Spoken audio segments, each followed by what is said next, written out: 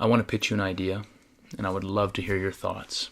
Better, I would love if you would consider trying this with our residents. As an emergency medicine program, we offer quarterly oral examinations to assess resident development and to prepare for the Royal College exam. Currently, we have experienced clinicians, you guys, preparing authentic cases with supplemental AV materials. A patient is presented, and the resident is asked to articulate their preparation, their assessment, and their ongoing management of the case. Okay, so our case today begins in a tertiary level emergency department. It is 2 a.m. and you receive a patch call from the paramedics. They are 10 minutes out with a 28-year-old female who was found lying at the side of the road. She is not wearing shoes. It is 30 below outside, and she is noted to have a decreased level of consciousness. How would you like to prepare for their arrival? Okay, so immediately I'm concerned about this young lady. There are usually 3 cases per exam, and at the end, we give them some feedback.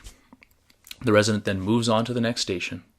There's no opportunity to practice or to incorporate the feedback that we give them into their practice. As a basketball player, I can practice as much as I want, which is crazy because basketball doesn't matter. I can find a dimly lit gymnasium, I can hit free throws, I can practice my dribbling, I can even find someone to watch me, tell me what I'm doing wrong, and then try and do it better.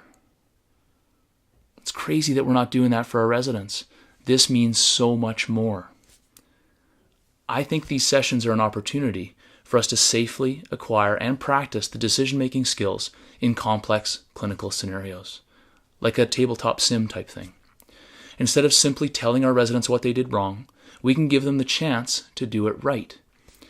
With this in mind, we can focus on the capabilities that they need for professional practice, clinical reasoning, and decision-making, and we can give them the opportunity to review their practice and to deliberately make changes to get better.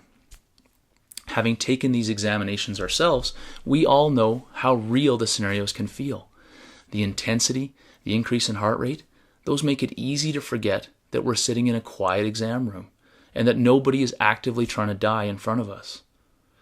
This fidelity is created by our imaginations, and I think it's sufficient to train clinical decision-making. We can use these sessions as a clinical decision-making sim. No fidelity, but enough that we can practice making decisions, and we can let the residents do it right, and they can do it again and again. These sessions would adhere to the following process. Number 1, run the oral exam case. Let it run all the way interrupted. This is a needs assessment. It's important to run the case to completion. Otherwise, the temptation for the learner is to feel like, well, I was just about to say that. You stopped me. Step 2, at the end of the case, give brief directed feedback. Tell them what they did well. Tell them what they could improve. Step 3, run the same case again, this time interrupting for errors, stopping them when they do something wrong. Give them brief directed feedback. Offer gold standard management advice. You can even give them scripts. You want to give them this sense of you're good, real good, but with my help, you could be the best. You don't have to do that. That's just what I like to do. Give them tips, pause, and then rewind. Let's back up 30 seconds. Let's try that again. This allows them to deliberately practice the skill of thinking and answering the question.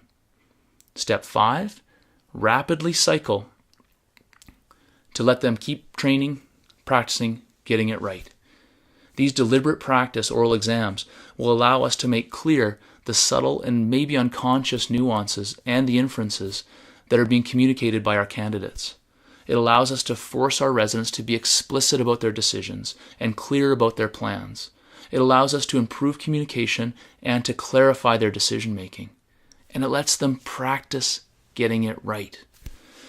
Our objective is to create an environment where our residents can understand that our goal is to coach them the same way we would coach a world-class athlete. We should have similarly high standards because the stakes are way higher. This means so much more than putting a ball through a hoop. The hope is that our residents will transition from being nervous about making mistakes to being excited about the opportunity for dedicated coaching and time to practice. We want them to be clear that there is psychological safety here. This is critical because we want them to be able to hear the feedback that we're giving them without becoming defensive.